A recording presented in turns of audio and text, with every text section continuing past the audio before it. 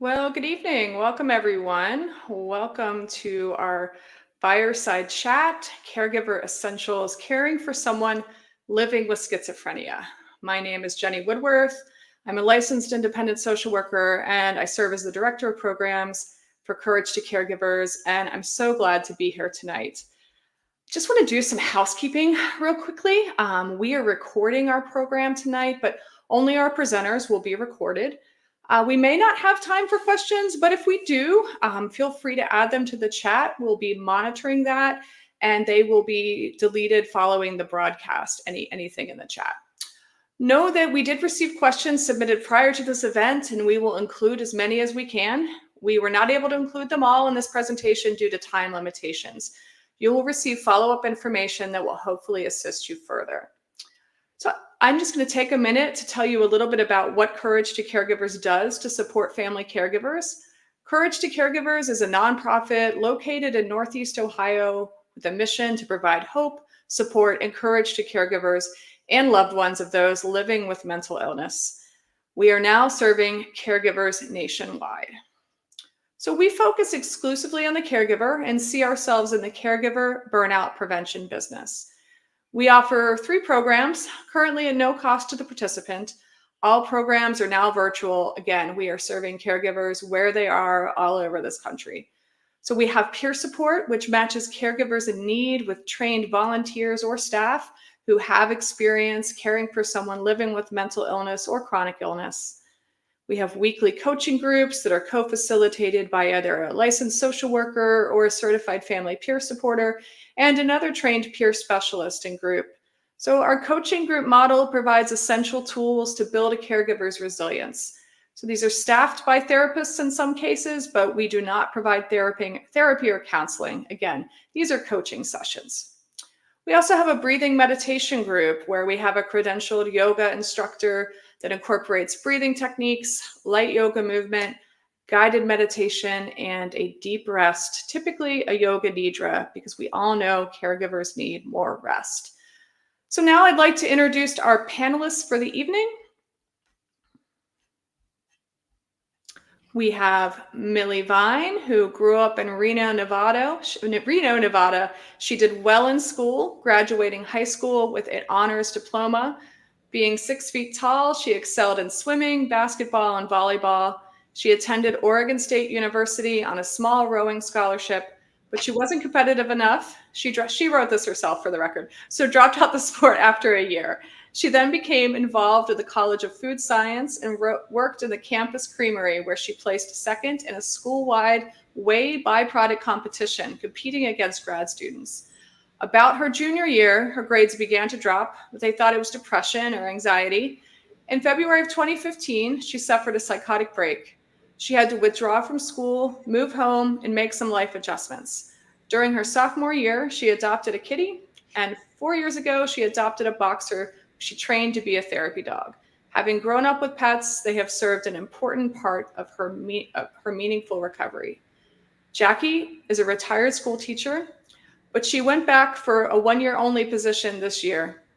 Her 2 children, Millie and her twin brother, were fun when they were little, and she loved seeing them interact as adults. Her husband of 35 years, Tom, is a restaurant manager. They met when Jackie was backing desserts in restaurants in Lake Tahoe, and he was a waiter. Millie has grown up around food, and she's really taken her studies and love of food to become a self-made chef. Well, welcome to the 2 of you. I was commenting before we got online that I love bios that are about food. So I really enjoyed reading those, and thank you both for writing them. So again, welcome. Thank you. Yeah, so I'd love to start this session by, again, thanking you for spending this next hour with me and sharing your story. So very hopeful, inspiring, and courageous of the both of you. And so maybe I'm going to start there. Like, what's your primary motivation for sharing your story? And I'll start here with Millie. I think my primary is, I think, just letting people know that it's going to be okay. You know, like it's going to be a hard time, but it's going to be okay. I think that's my main thing, is sharing with, and I mean, my mom has been a huge support, and where I am today, I think my whole family, I would not be here if it weren't for their support. So I think just letting people know that it's going to be okay and let people in, Yeah, I love that. Jackie, what would you like to add? What's part of your motivation for being here? Well, to get to my motivation, I think I'll explain a little bit about what Millie's been through a bit. And when she got sick, we didn't tell anyone. We really had nowhere to turn. We didn't know who to talk to. She went in and out of psychosis for about 4 years. In Nevada, we're ranked 51st in healthcare, mental health care, so it's not great. We were told she would never live on her own. She'd be institutionalized. And her dad, Tom, of many, many years, and I kind of had a higher bar for her. And we wanted her happy and healthy, just like when she was in high school or a kid. And so early on, the doctors told us that she would just be fine. And I don't think the doctors here, and I'll probably hit this again, I don't think a lot of psychiatrists are well prepared for this illness. They're good with treating depression and anxiety. And we were she was sicker than what they knew what to do with. And so they just kind of settled for that. So we sort of floated in disbelief, being overwhelmed. I'd go through times of where I would just be in what I call bitch mom mode, or just exhausted because I didn't know what to do. And I scoured the internet. Kind of 3 things happened at the same time. We met 3 fabulous people. I found out about Ellen Sachs, who's at USC, Bethany Eiser with the Cures Foundation, and you guys had her, I think, speak before, and then UCLA Semel Institute for Psychosis.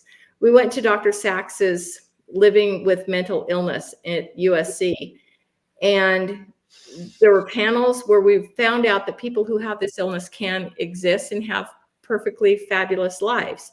And Ellen was kind enough to talk to Millie and I after the event.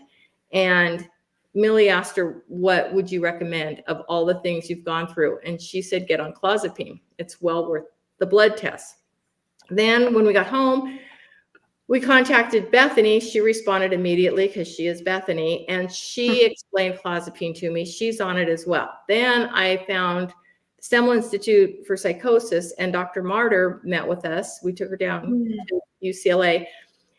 He contacted Millie's doctor in Reno and said that she had to be on clozapine. And so my primary motivation is sharing with parents that there is hope. You just have to do some digging, and there's hope. Millie's doing awesome, and it was quite a bit of work. And so I spend time trying to help others. So that's my motivation. Yeah, I love that. I hear that a lot from caregivers, that they've had to do so much research and so much gathering of information as they're learning about this diagnosis and treatment. Yeah, we've got pets. This is the glory of being on Zoom. Toby. They want to participate too. So I'd like to, again, start with Millie, like a little bit about your initial experiences, like when you were seeking treatment and diagnosis, and Jackie talked about them a little bit, but can you share a little bit more of that story within your comfort level? What was that like for you? Yeah. So I just remember when I first had my break, I went to the hospital because I was like, something's not right. And so I went to the hospital. They kicked me out. They kicked me out saying that I was a drug addict. And then I went back because I was hallucinating. So I went back, and then I went to a home it was like an alcoholic home for just one night. And then my mom and my aunt drove up, and I didn't even know what was happening through my head right then. And then my mom came, and she really helped in my aunt. And I just remember being on all this different meds, and I couldn't even sit up like at my doctor's office. And for a couple of years. For quite a while. And I thought this isn't the life that I want to live, And so I think my mom helped me a lot in finding a purpose, I think. And so I think it's been a long road to recovery, but I am feeling pretty good. So, but yeah, Oregon they don't really have the best health care either. And it was going to be months until I could see someone. So I just came home. Okay. So, Yeah. yeah. And you've had some misdiagnosis in the beginning as well, anxiety, depression, and you even mentioned bipolar disorder was a diagnosis you had in the beginning. So, Right. so kind of working through this misdiagnosis as a team is something probably you both had to do, I'm guessing. So, Yeah. I, as a teenager, it's interesting because there's As a team. Oh, as a team. Okay, I was Team, thinking because she didn't show signs like a lot of the prodromal wasn't long where her symptoms came through. It was pretty sudden. I had just been up visiting her and I stayed with her for a week and she was fine seeming. So she didn't have a lengthy prodromal except maybe some depression, anxiety, a little bit coming on. But as she mentioned, our initial introduction from the mom's perspective is a hospital in Oregon called and told me that how long had I talked to my daughter? She had a severe drug problem. And I said, no, and they weren't super helpful. They weren't going to be around that doctor when I got up there. So my sister and I hopped in the car and drove. And so looking at her now, you'd never know. She used to sometimes see, and I think if her symptoms come through, there's a black BMW, she'd see shadows, she'd have bugs crawling on her. She was being followed and she was absolutely petrified. So she didn't have a lot of the symptoms that some kids have where they think they're an extension of God or God speaking through them. More paranoid. Yeah. Okay. Jackie, would you define prodromal for the audience in case they don't know? Prodromal is kind of the lead up symptoms. So a lot of indicators can be like ADHD, OCD. They can maybe start medicating. And Jenny was not a drug user. She hadn't used before or after. We've been fortunate with that because that is super tricky to try to hit that battle as well. So prodromal are any of the kind of symptoms that are leading up to, and she didn't have a lot. Oh, okay. So yeah, super surprising for both of you, I'm sure. My goodness. Another question, I'm going to start with Millie here. What are some questions to ask or other aspects to look for when seeking a provider for treatment? And I know it sounds like treatment has been challenging, trying to find the right folks that with the right understanding. So Millie, what are some things that folks could start with when they're trying to find a practitioner for treatment? I think number one is if they've dealt with people with schizophrenia because because it is different than just bipolar or depression. And then like the first psychiatrist was great. He understood it and he kind of hit more of the bipolar side of it. But I mean, he was very helpful. And then he retired. And I think that's like a fear, because you have to explain. Oh gosh. Yeah. So I was devastated when that happened. And then I hooked up with another one and she wasn't great. It was very impersonal. It wasn't geared towards recovery, where I think a lot, you also have to ask like future, like there is going to be a future and what does that look like for someone? And then I found a psychiatrist now. And I think they have to, like, for me, it's if they asked, how can I help you? Then it becomes more personal and it becomes your journey and how to recover from asking, how can I help you? I think is a big thing. Yeah, I love that. Thank you. Yeah. Jackie, what would you like to add here? Yes, and I did say earlier that I think this illness is beyond what a lot of psychiatrists can handle, or they go by what the scripted common medications are, whereas clozapine's much more difficult to, well, it's not a lot. It is difficult because there's a FDA concern with clozapine that really shouldn't be there, but that's a whole nother story. But once she was on that, she did much better. So I think a question for doctors, besides what medications are you familiar with, is how involved can the family be with you? That's a component that's really missing from interactions, is they a psychiatrist won't contact the family. And Millie's first psychiatrist was good, but he would contact the police. Yeah.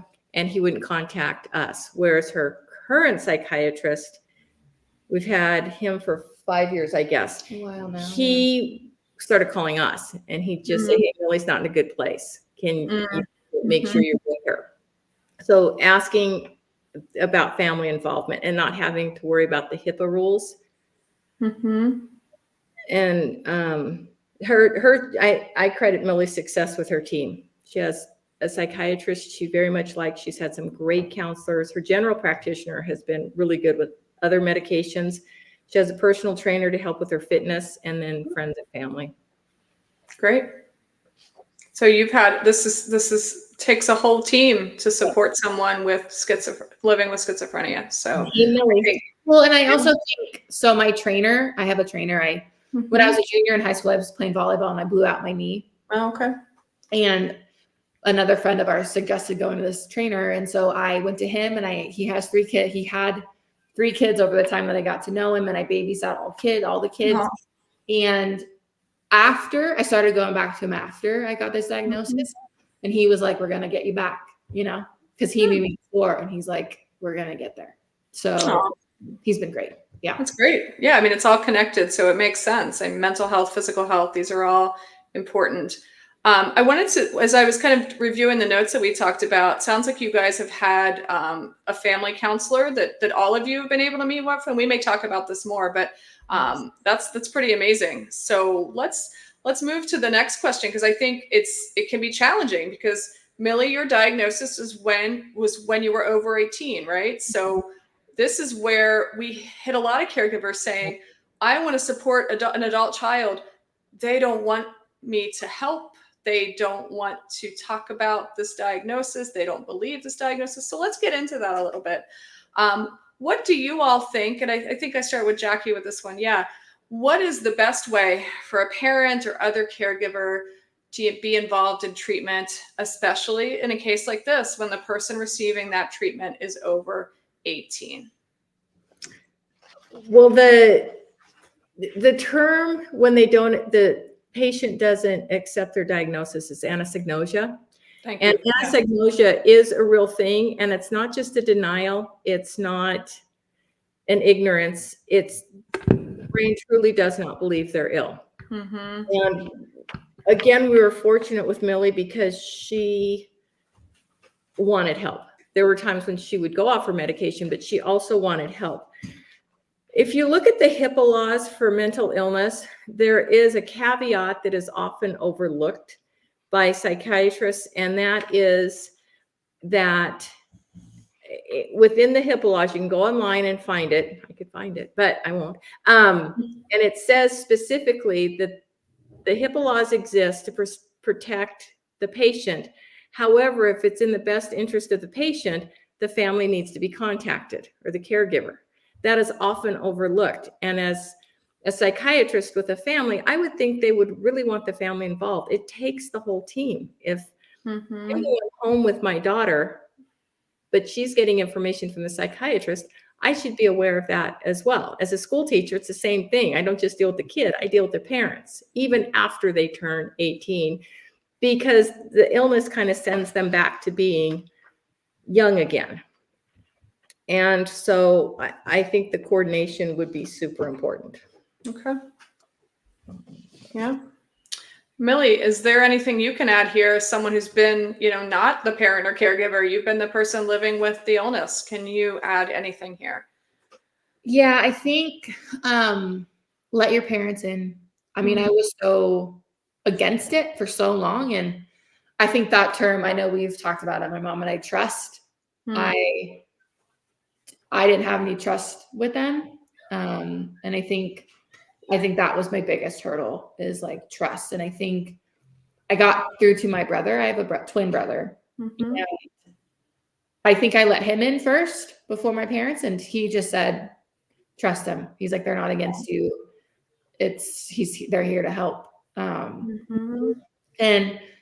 I mean, still, like, I'll text my parents when I take my the light. I'll text my parents when I take my pills. Instead of them nagging me now, I have come to a terms with trust. Okay. So you're more proactive now instead of waiting for that text. You're just like, I've done it. Okay. Yeah, right. So you opened up first to your brother, and then he was kind of that gateway to trusting them and to working more with them. Yeah. And that's a great piece, I think, is that if there can be one person in this person's life that, maybe they can be the support while the rest of the family waits as patiently as they can. So I really like that story. Thank you. Mm-hmm. So I want to ask a little bit about, and Jackie, please begin with this one. What can a parent or caregiver do if their adult child is refusing treatment? So the refusing treatment, again, goes back to the anosognosia, that component in that word. And we kept waiting for Millie to hit rock bottom. My dad was a recovering alcoholic, and that was often a term with alcoholism, is they hit rock bottom and then they'll want help. I don't think there is such a thing with a serious mental illness. I don't think so. With the adult refusing, I just push the doctor. Get in contact with the doctor, build a team where, as we stated, we had a team. If the psychiatrist doesn't respond, find a general practitioner who will. And some may have to get the court systems involved.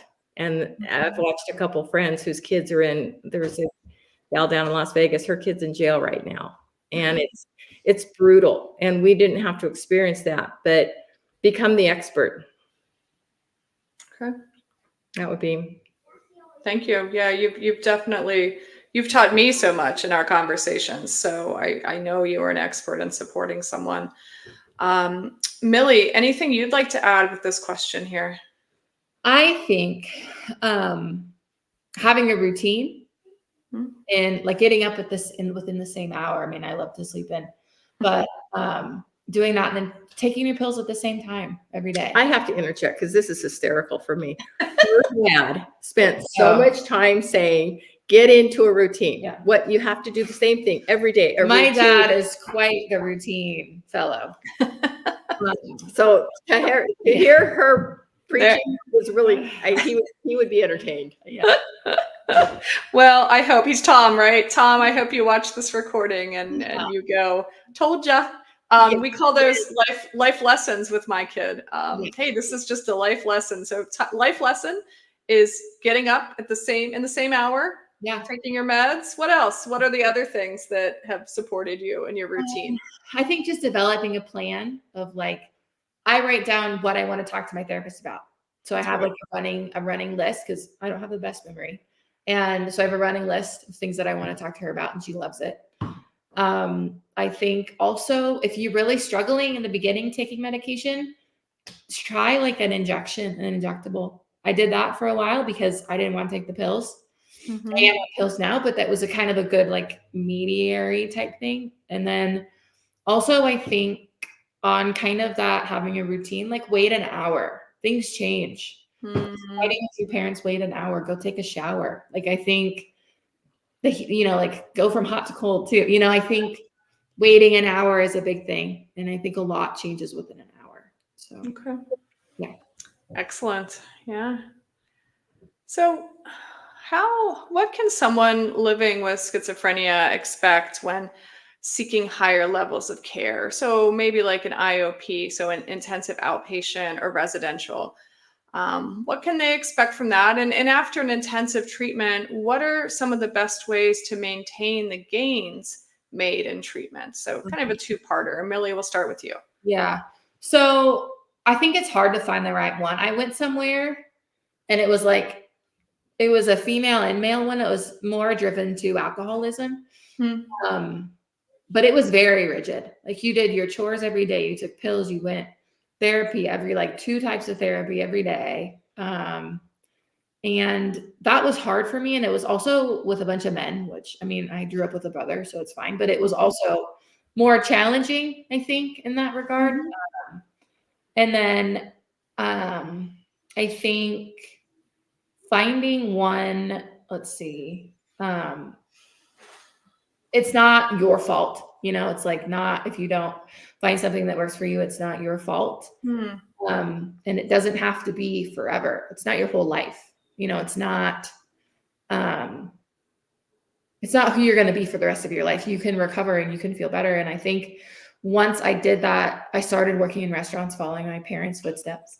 And then I worked at a very high-end restaurant, and there also comes routine. I had to go to work every day, you know, and it gets you out of bed. And I think finding something that you love. So I grew up with food. My parents were cooks. I grew up around food. And I think it saved me, you know, like having that routine and having not being like my life is going to be in this recovery place. It's not. You have bigger things ahead of you. I love that. Yeah, that future-oriented outlook. That's great. I think so. Jackie, what would you like to add to this kind of higher level of care, treatment, and maintaining? It's really hard to find a residential treatment facility that'll a serious mental illness. And I think a serious mental illness without addiction. Like I don't have any addiction, so that was particularly difficult. Yeah, probably 20 places around. I was trying to get her on the West Coast, preferably. Cost is ridiculous because insurance companies don't like to pay. There's not a lot of parity with even alcohol and drug addiction facilities. And so we finally found one that we thought would work. And one of the reasons we thought it would work is they prepared their own meals. They came up with a menu and they shopped and then they cooked their own food. So we thought that would be good. But unfortunately, there were men in the same house with Millie, and she was the only female at one point in a house with a bunch of men. And so we ended up having to pull her from the program. The program, she was there for 30 days. It may have worked. I don't know. One of the things that she really didn't like about it is they took her to AA meetings because everybody else had addiction issues. And they said that they would treat her serious mental illness, but nobody else had that in isolation. Then they didn't take her to NAMI meetings because it was across town and she was in San Diego. And so it would take forever. Her IOP was local, but again, she kind of hit the same thing and she would complain constantly. She didn't want to go because it was very focused on addiction. And we'd sit in the meetings Wednesdays, family could come. And they'd even say, well, Millie, this doesn't apply to you, but maybe you can pull something out of it. We know you don't have an addiction. In front of everybody else, it's like, okay, well. And then getting on the right medication was difficult. Clozapine is one that the American Psychiatry Association says after 2 failed antipsychotics, clozapine should be next. But for some strange reason, it was Millie's 8th antipsychotic. So for 4 years, he was on all these different antipsychotics, including injectables. And so trying to figure out what medications work and getting a facility that will prescribe that medication.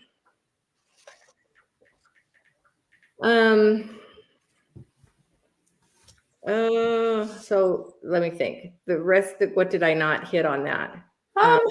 Maintaining goals. What we found, she talks about the text messaging and getting her to her medication. I use the term scaffolding, and one of the family therapist even said, "Oh, I like that term," and he wrote it down. Anyway, so scaffolding. So we had to kind of slowly pull things away and try to build her independence. And sometimes she'd respond, and sometimes it'd be like, "No, we gotta spend more time and work on that some more."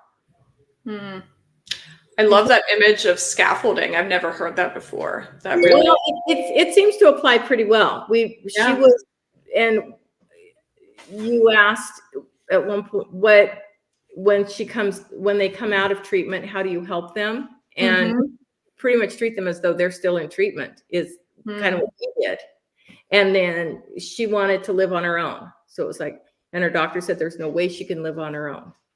So, but she lived on her own in college. So we said, okay. So she ended up doing so and being very successful.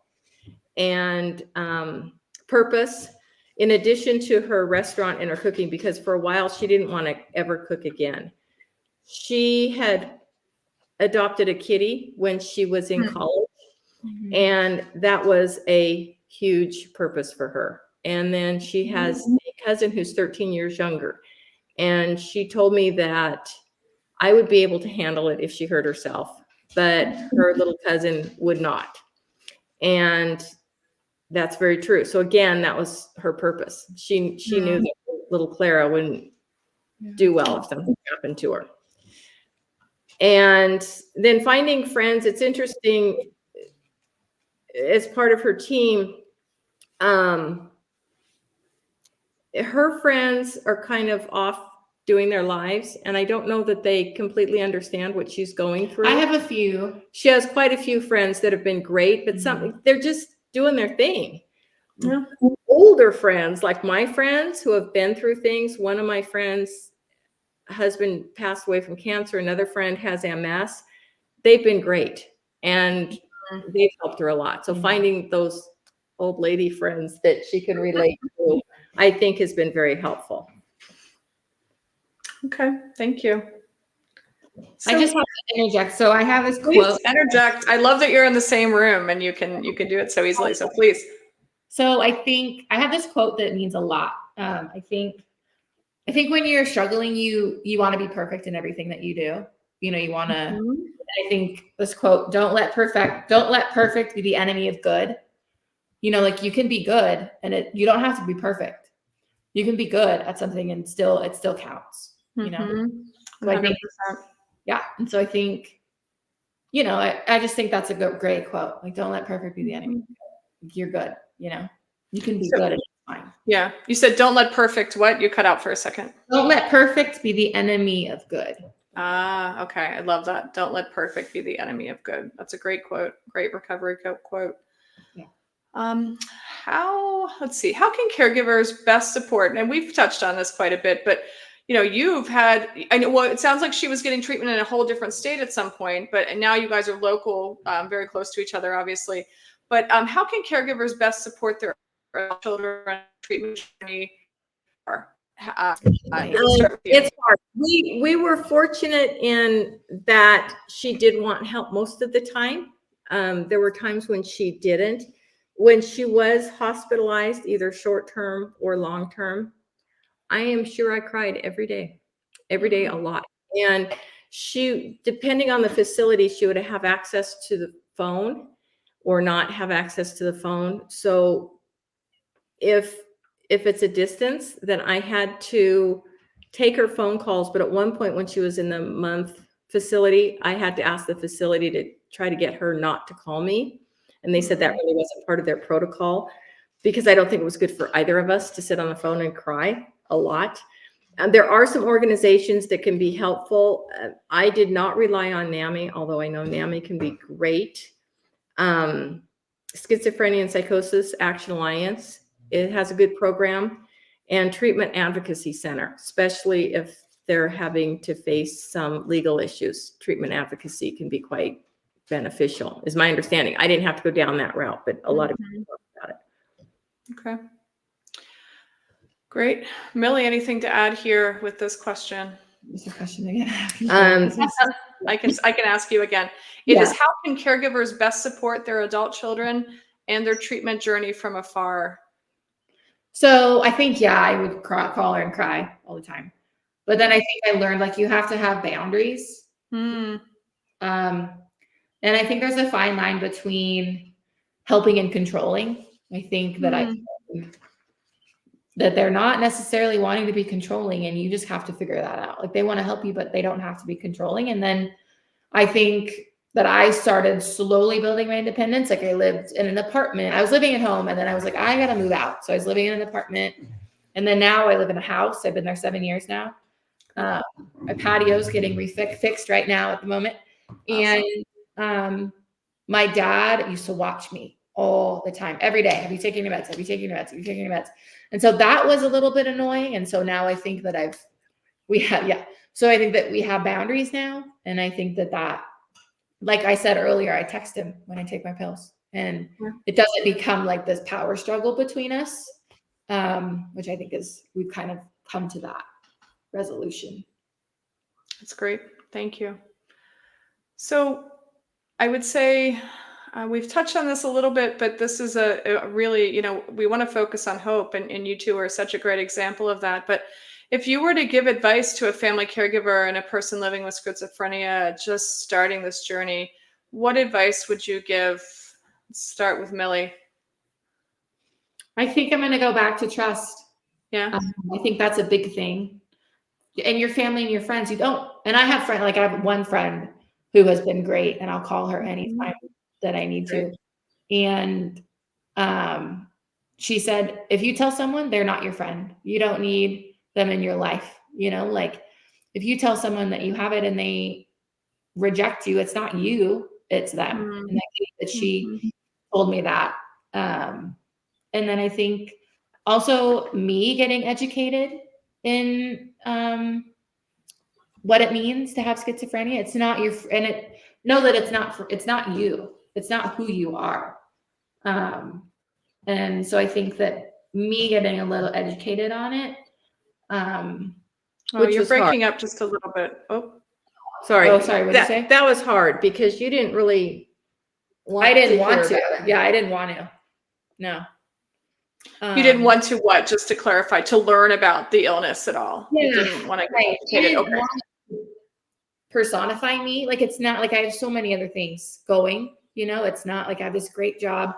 I work in a little cheese shop selling cheese, and I went to school making cheese in Oregon State. So now I'm kind of selling cheese here, and just knowing that it's not who you are.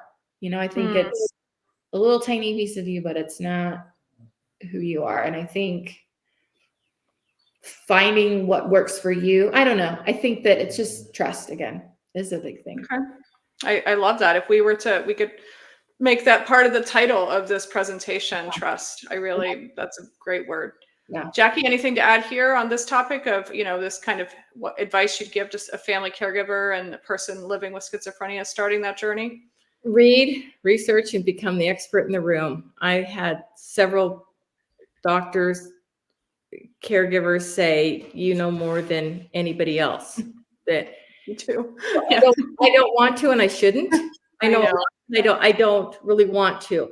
Keep them organized. Easier said than done. I thought I was doing a good job, but my notes are all over the place. That journal that I got you. On my journal? I don't know where my mom's journal is. I got her a journal.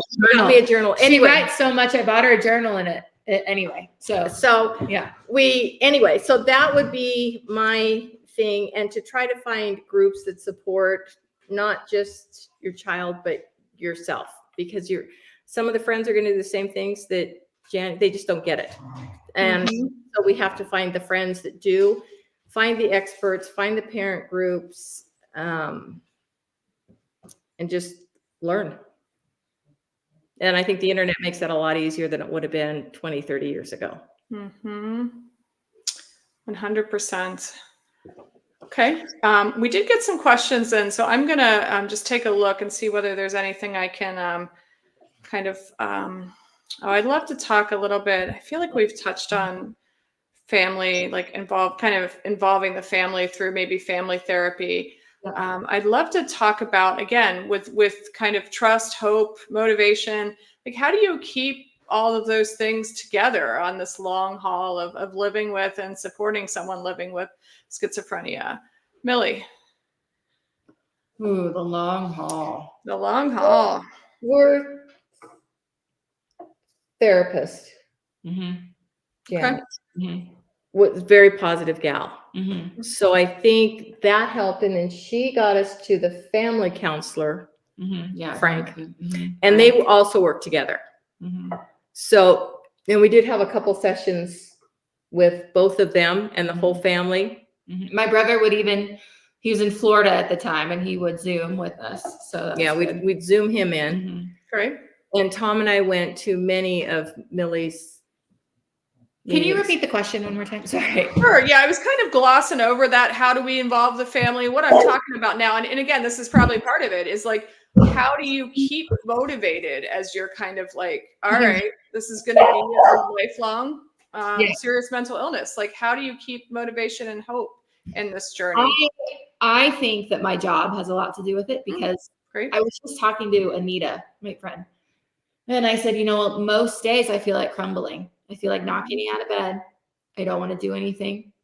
but there are repercussions because where I'm at now, there are repercussions. If I don't go to work, I get fired, like Yeah. my boss has been she doesn't know. I'm not going to tell her. I mean, some people you don't have to tell, right? Yeah. I think that is a commitment that I made. I have to take my dog for a walk, like I can't. And I think that is beneficial in the way that how I'm feeling at this moment. I think that keeps me going, and that also, I think texting my dad, I do love my parents now. I never not love them, but texting my dad every night. My mom goes to bed way too early, but she's like, text your father when you take your bills. So Perfect. because he's a restaurant manager, he gets off way late at night. And also, I think finding something to connect you. My parents worked in Lake Tahoe at restaurants, multiple restaurants, and I worked at a very fine dining restaurant for 5 years, and that connects us. It gives you something to talk about versus just talking about schizophrenia and versus just talking about your illness. It connected us in a different way, and I think that is really something that I've treasured. Excellent. Jackie, what would you like to add here? This is caregiver Jackie, support. what would you like to add here? This is like the motivation and hope on the long haul of living. Yeah. We use humor a lot. Yeah. We evidently sarcasm too. We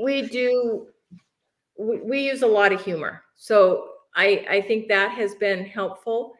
And I think we've all kind of found a role who does what. Mm-hmm. And I think that we kind of stay in I'm the researcher. Tom's kind of the rock and anything, but we're on the same page. So that's been very helpful.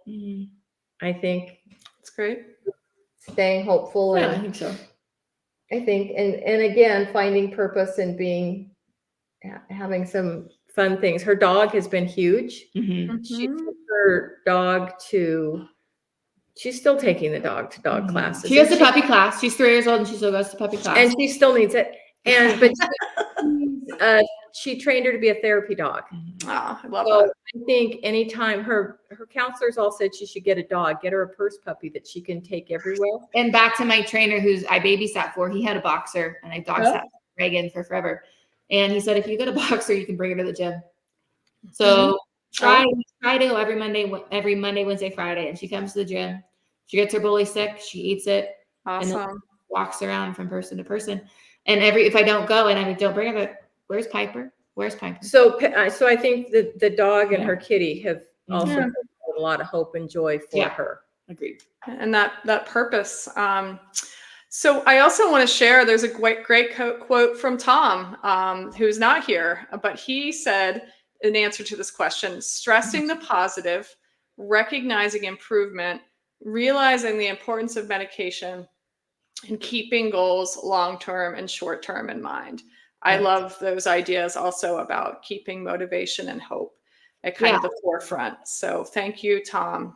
Yeah. So we, anything else?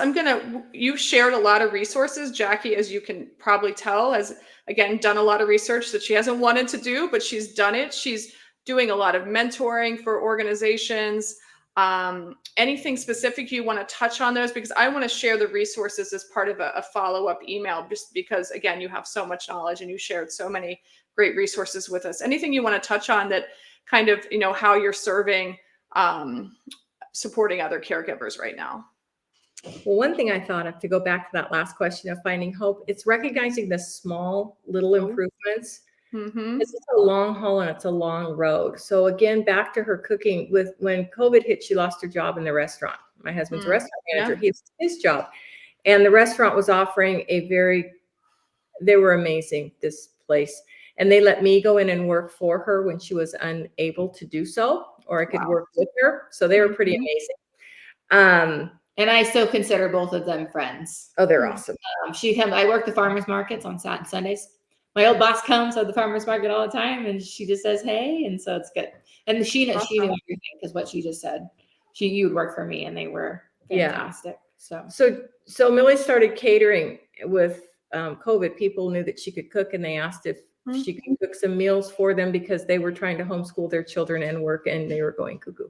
So she started doing this little home catering, which she still does. And she is not gifted with a desire to clean. And the kitchen was a mess. It was really bad. I had to help her with menus. We had to shop with her. It was lots. And then we'd say, oh, look, the dishes are in the sink. She didn't wash them, but they're in the sink. Or I don't know where she's going with this. I'm getting to a good place. And I'd have to help her with the menu because things would be misspelled or words repeated. It just wasn't menu worthy. And so I had to do a lot of work on that. Now the kitchen is cleaned. She does all her shopping. She pre-plans. We hardly have to do anything. If she's getting slammed, then of course we step in and help her. But it's the small steps to get to where she is now were excruciating. But I think you really have to recognize the small steps and not just hope that everything's going to be fine, because it's not just going to everything be fine. It's a journey. Well, go ahead, please. No, go ahead. I was going to go to resources because that could take. How about we have about 13 minutes left. If you don't mind, I'm going to move to questions. But I just wanted to say that I think that's a great place to close. That imagery of how it was with cooking, restaurant, catering, and then how it is now. I love it. I think that's a great way to reflect back on your journey with that image. So I have questions for you that have been coming in from the audience. I've been kind of holding them to this time. And again, like we talked about as we were prepping, if you feel like you can't answer, feel free. We can try to follow up in a different way with these folks afterwards. But if you would like to answer, I had some questions. We may have gotten to this one, but it sounds like clozapine was Millie's 8th medication. That's right. And you're still taking it right now, and you're getting the blood test. And any side effects, this person asked. I'm very tired. I used to split my medication in the morning and night, and now I only take 25 milligrams in the morning because it knocks me out, which I think is the most difficult one for me, at least. Okay. Yeah. All right. Thanks for sharing. Either of you, and again, you aren't physicians, we aren't physicians, but we had a question about, well, what would you recommend for people who are resistant to medication? Can I? Clozapine is the medication that works best for treatment-resistant schizophrenia. So that's why the APA recommends it. If you fail 2 antipsychotics, then clozapine should be used. It's considered to be the gold standard of antipsychotics, but it's so infrequently used. Finland, I think, uses it the most, and we use it at I want to say Finland uses it in like 20% of their population, and we use it in 1%. It's just ridiculously underutilized, and it's because of the blood tests, and the blood tests start weekly, and then after 6 months, you go to every 2 weeks, and then monthly. But there's also a home device called the Athelis, and it looks like an Alexa, and it's a home finger prick. So those ANC, the white blood count, it's much easier with that. We did not have that at the time. We have it now, but she doesn't need blood tests, but every month. And REMS is starting to loosen that stronghold on their regulation a little bit. Okay, great. Thanks for sharing. This person just had a comment when we were talking about your brother and the trust. Somebody said, I call that a trust partner. Might not always be a family member, but someone who the patient trusts with their illness, and how vital that was in your case and in case of others too. Yeah, it's good. I think this is a 2-part question. Someone talking about my son, and you alluded to this as well, Jackie. My son doesn't think there is a problem, blames everyone for loss of employment, housing, family, friends, has major violent psychosis outbursts with not only me, but his siblings. He's refusing treatment, and from what this person can observe is not consistent with his medication. Any suggestions to help an adult child commit to their medication regime? No, an injectable, as Millie mentioned. if it's possible to get the injectable, and then at least that can offer some stabilization for a while until maybe some of the fog clears.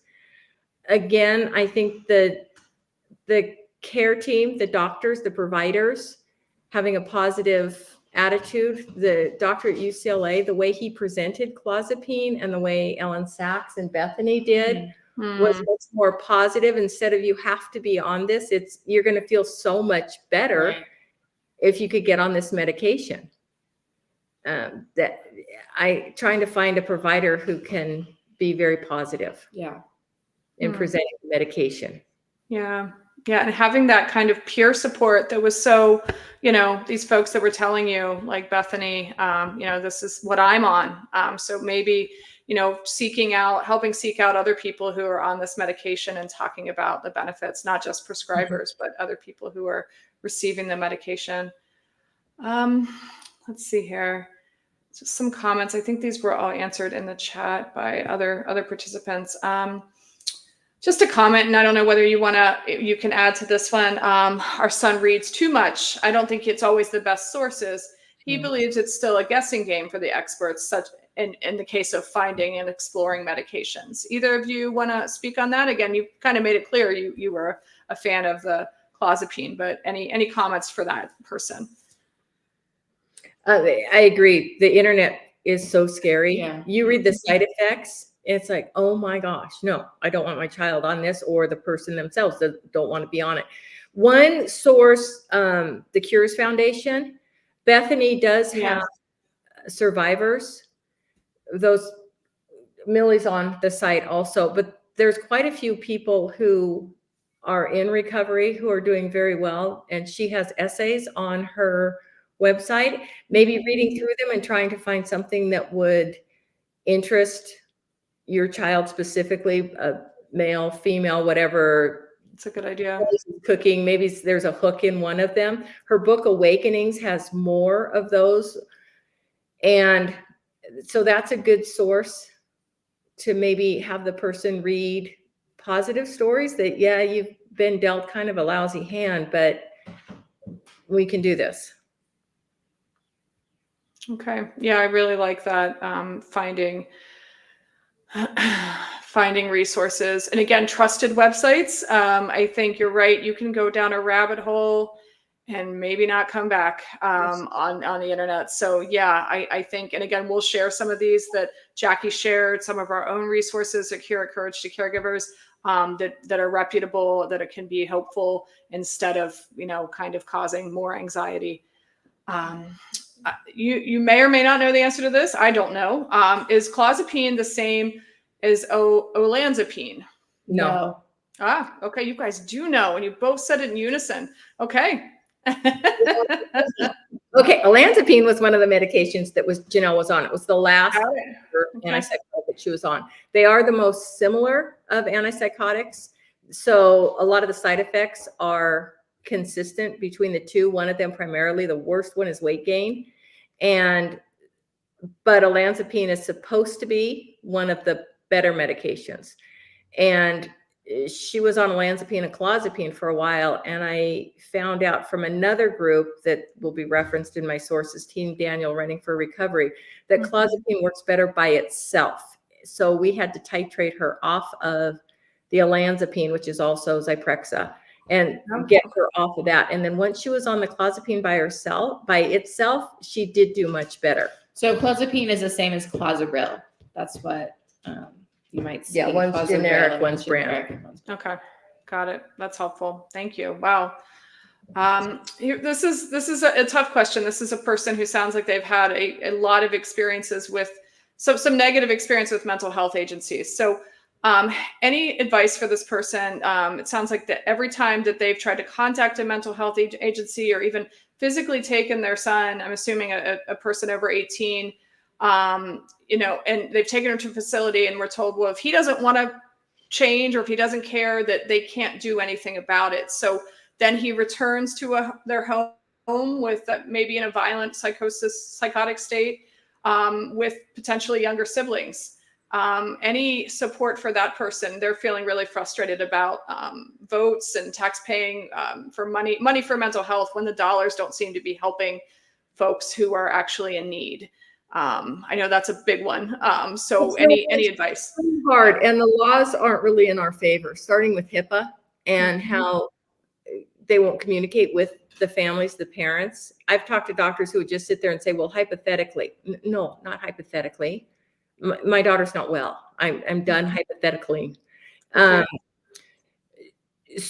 know Arizona just had 4 bills passed, and one of my friends was involved with helping to write these bills. So that we're starting to make headway with the laws and the bills. A treatment advocacy center, again, if this person hasn't reached out to them, they can be quite helpful. And trying to find a provider. Team Daniel Running for Recovery and the Cures Foundation both have a list of providers primarily focused on clozapine for both of those organizations, but not necessarily so. And then Schizophrenia and Psychosis Action Alliance has an outreach program that you can get a hold of them.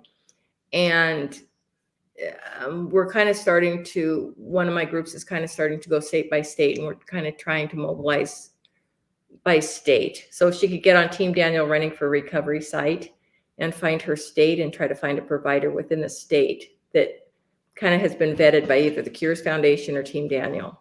Might be helpful. So that website is Team Daniel Running for Recovery. We will follow up with an email. And that's on my list that I gave you. 100%. I'll be sharing that list. Yeah. Another question, how can I get my loved one an injectable when I can't even get him in front of physicians, nor does he want to go or admit he needs help? Again, it's the presentation by the doctor, trying to find a counselor like that we had that was super positive with her. And then bribery. Yeah, that works. Yeah. We bribed.